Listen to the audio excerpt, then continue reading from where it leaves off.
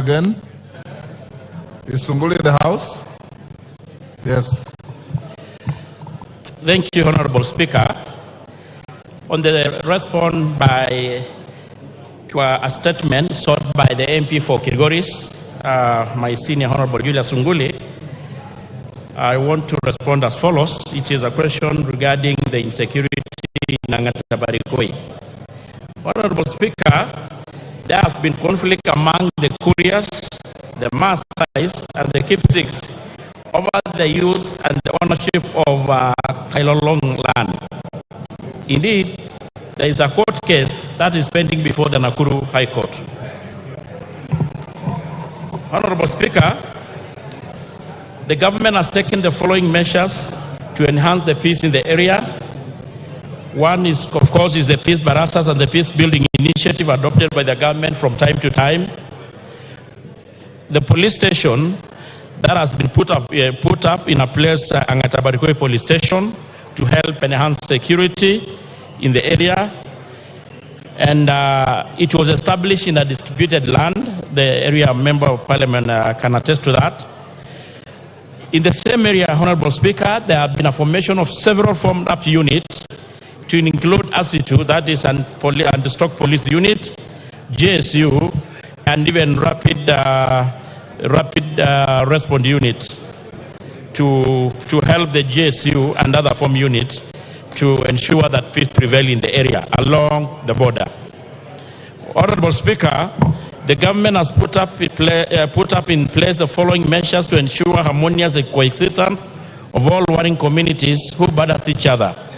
The continuous engagement with local leaders, the increased police patrol to deter the criminals, the establishment of the peace committee, deployment of specialized units as I earlier indicated, and we are in process, Honorable Speaker, even to provide vehicles to the same police stations and the police there to enable them have their patrols whenever need arises. Thank you, Mr. Speaker. Julius Sunguli, you satisfied with the response? Mr. Speaker, I want to thank the chairman for that answer. But, Mr. Chairman, the case in court is not between the people of Angata and the Kuria people. It is between the Maasai people of Lolgorian and the KISII people of Angata. So the Kuria are not in any land dispute with anybody there. So I think that the ministry should give a better answer and tell us what is the analysis about the true cause of this fight. And secondly, could the chairman confirm that one of the biggest problems we have there is that there are no vehicles, as you have just said, and that vehicles for the OCPD Lolgorian are going to be provided as soon as possible.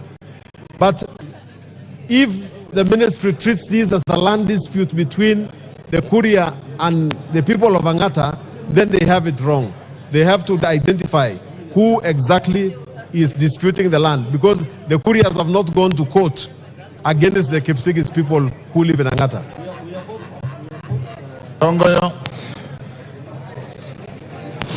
Mr. Speaker, I want to appreciate, of course, the concern of the Member of Parliament, and for record, I also come from the same county, and I understand the dynamics and the historical land equation in that area. And Mr. Sunguli, even previously, as when he was practicing law, he may have even probably handled some land dispute cases along the area. But I want to say, Mr. Speaker,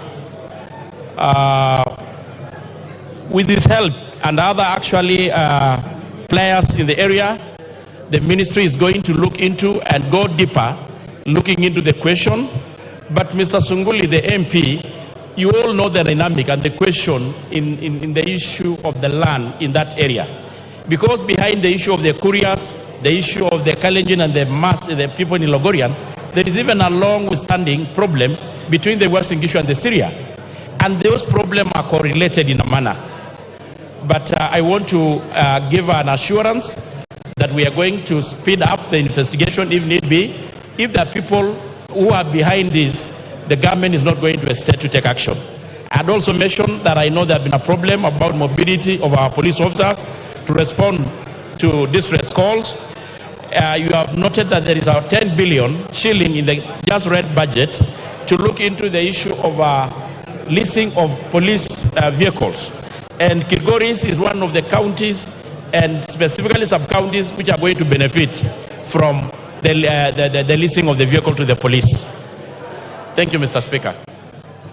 Kitayama.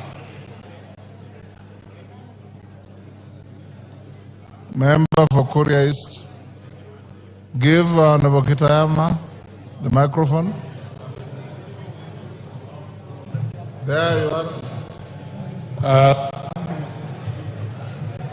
Thank you, Mr. Speaker. Mr. Speaker, the answer that I've just heard is the true misrepresentation of facts on the ground and a perpetuation of escapism that all governments have been doing around that area. Honorable Speaker, the problem in that area is known by everybody, including the one who asked this question. This problem must be traced from the 1660s, when the migration of people was happening in this country. And Honorable Speaker, the 2010 Constitution did give us instruments through constitutional bodies that would address historical land injustices. And that is why the National Land Commission was set up. Honorable Speaker, it is on record, even in this House, that as early as the time that the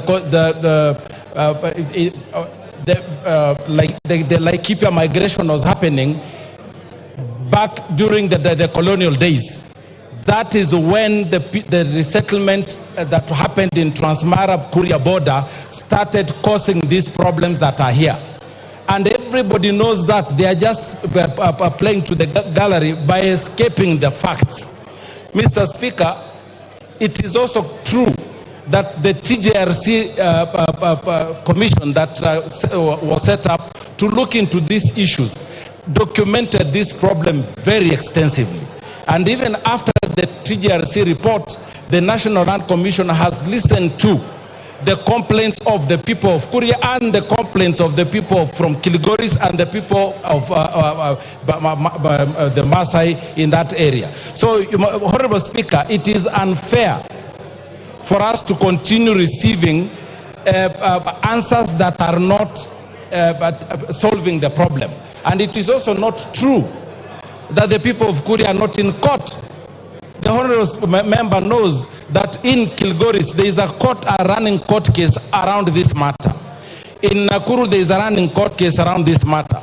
He himself knows he has appeared before the National Land Commission and over this same matter. The National Land Commission is even continuously, is as we speak, reviewing this matter. So, Honorable Speaker, this answer is not helpful. It is not an answer that is meant to help the communities that are out there. And Honorable Speaker, there is no such thing as the Kuria having no rights there.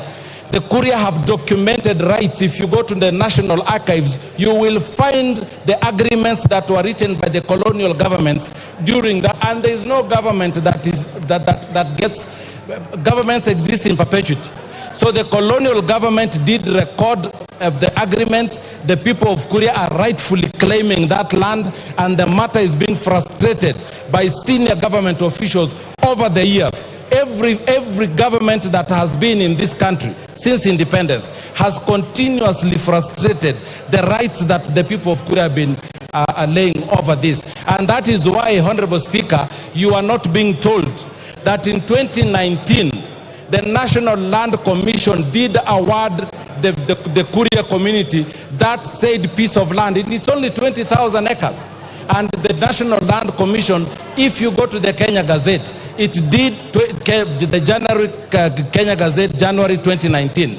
The people of Kuria were awarded by none other than a commission of this country, a legal commission, the National Land Commission. So, Honorable Speaker, this is a scheme to keep this matter in court and continue frustrating the people of Kuria, purporting that they have no rights to live in Rift Valley.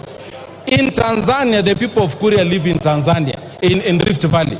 In other jurisdictions... You've made your point. Yes, Your Honorable Speaker, and we cannot continue having the... And Honorable Speaker, it can also be traced in 1989, when... You've made your point, Kitayama. Tongoyo, are you misleading the House? Mr. Speaker. Hold on, Tongoyo. Let's hear Sunguli first. Sunguli. Yeah, no. Mr. Speaker, in view of the comments by my friend, a very dear friend of mine, Honorable Kitayama, isn't it now in order that you direct the chairman to come up with a more researched answer? Because, Mr. Speaker, when I walked into this house, I did not know that the Kuria people of Kuria district, of Migori County, are out on an act of aggression, and that they claim land which is in Transmara. Isn't it in order for the chairman to ask the government to come up with a clear boundary between Migori County and Narok County, because we all live in our own homes, and where people are going to trace their historical rights, that we are not going to get to the bottom of the problem, and we are not going to get an answer. So can you direct the chairman that he has not answered this question, and that let him go and get a more researched answer which is satisfactory and which will dissuade my colleagues from Kuria from claiming the land from in Transmara? Yes, Kitayama. And this time, take less time. Give Kitayama the... Honorable Speaker, the Constitution of this country allows anybody to buy land anywhere within the jurisdiction of this country. History has recorded how the people of Kuria acquired that land. It is in the records of government. It is in the records. And this is not a matter of Migori County or Transmara or Rift Valley County. This is a matter that our people own land in any other part of this country. Whether that part will be in Rift Valley, there is nowhere in the Constitution that says that the people of Kuria can only be in Migori. And if there is such, I would like to be shown. The same way that all other communities reside in Rift Valley, they reside in Nyanza, they reside in other regions, is the same way that the people of Kuria have a right to reside in Rift Valley. So and he himself, he knows. His own farm, there are people of Kuria who reside on his own farm. He knows that. The people of Mashangwa are Kuria people who live in Rift Valley. So he cannot now turn around and say that though the Kuria people can only be found in Migori. In Tanzania, we are found everywhere.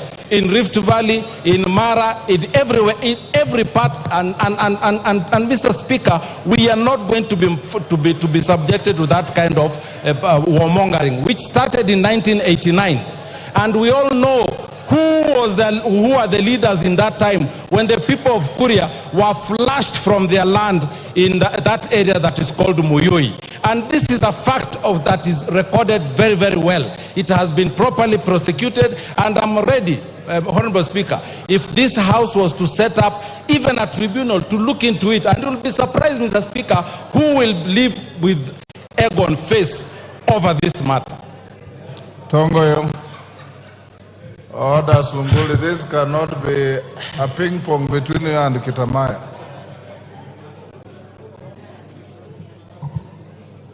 Okay, Sunguli. Mr. Speaker, this is not about the Kuria who live in Transmara. The Kuria who live in Transmara live in a place called Mashangwa. They are my voters and their rights are protected. These aggressors to Angata are people from a village called Nyanderema who are voters of my colleague there. They live in a different county. They don't have title on any land. And I do not want to say that the Constitution says this or that. The Constitution is very clear that if you have land, then you have property over it. And a tribe does not come in. But I'm not talking about the people of Mashangwa. The people of Mashangwa have rights. They have land. We are giving them more locations. We are giving them more sub-locations. We are giving them a road. And they are very well protected. The people of Nyanderema have no rights on the land of other people. The land belongs to the people of Angata. Order. Order. Both of you are actually saying the same thing. The chairman of the committee said the land in issue as a contest between people from the KISII community, the Maasai community, and the Kuria community. If you need more details, go to the committee and prosecute your case. Tongoyo? Thank you, Mr. Speaker. Mr. Speaker, listening keenly to the both members of Parliament, it is just confirming what I had earlier said, that the whole problem has been an issue of ownership of land, and it has got a very long history. Mr. Speaker, on issues as complex as this, it goes beyond the mandate of security alone. It is a cross-cutting issue. It touches on issues of land dealt within the Ministry of Land, and actually many a times also call for a political solution, that such leaders and all of us may occasionally or at times need to be called upon to help address the problem. So what I want to say, Mr. Speaker, let the leadership between the Sunguli and all of us and the people concerned able to look in an amicable way to address the problem, because it goes beyond a security issue. It touches land, it touches on the issue of boundaries. There are several cases in court talking into the same. So, Mr. Speaker, maybe I will suggest that, depends on you can guide, that we let the leaders able to see whether we can able to look a situation where we can able to address at a higher level, that all the players, including the Ministry of Land, the administration and political class, to sit down and look for a lasting solution into this problem. Thank you. Thank you. Yes, Honorable Wandai. You know, Honorable Speaker, I have listened keenly to the response from the very able chair of National Security Committee, my friend Honorable Tongoyo. But I am left wondering, because you know, this House, under Article 95 of the Constitution, is mandated to resolve issues that concern the people. That issue is serious from the way I am able to get to decipher. It's an issue that can potentially evolve into a problem, a bigger problem, if not addressed with the seriousness it deserves. It's an issue concerning three large communities: the Kuria, the KISII, and the Maasai. Honorable Speaker, would I be in order to suggest perhaps that this issue goes beyond the committee of my friend Honorable Tongoyo, and perhaps with your guidance, we set up a mechanism, be it a committee, be it a tribunal, whatever it is, to address that conflict in an expeditious manner. Otherwise, Honorable Speaker, history might judge us very harshly as a House that we settled on a matter which could have been resolved, and yet we left it to snowball into something unmanageable. That's my take, Honorable Speaker. Thank you. Owen Bayer. Thank you very much, Honorable Speaker. Honorable Speaker, you know, I also serve as chairman of minority groups. And my advice is, through your guidance, that you set a select committee of, or an ad hoc committee of Parliament for members from this area, so that they can sit and look at an amicable solution, instead of looking at a more administrative solution, but they look at a communal, they look at a solution that is participatory. because the Constitution of Kenya also allows us to have an ADR, an alternative dispute mechanism. And that, therefore, will give the people of Kuria, the KISII, the Maasai, an opportunity to sit down as elders to get a solution instead of a more administrative solution that may not be acceptable to all. I thank you, Honorable Speaker. Honorable Tongoyo, you come from the county where this issue is coming from. I would advise you that you have a session in your committee with the two members, and if you want to escalate the matter, you can involve the Lands Committee to see how to resolve the matter without raising passions. Minority Leader Noen Baya, if you want to set up a committee, you know the procedure. Next order. Order number 8, procedural motion, resolution to hold a Thursday morning sitting. Honorable Majority Leader, where is the Chumba? Proceed. No, the leader is here. Let me come and do it to himself. Proceed. Majority Leader, move your procedural motion. Thank you, Honorable Speaker. Honorable Speaker, I beg to move that pursuant to the provision of Standing Order 33C, this House resolves to hold a morning sitting on Thursday, 20th June 2024, commencing at 9:30 a.m.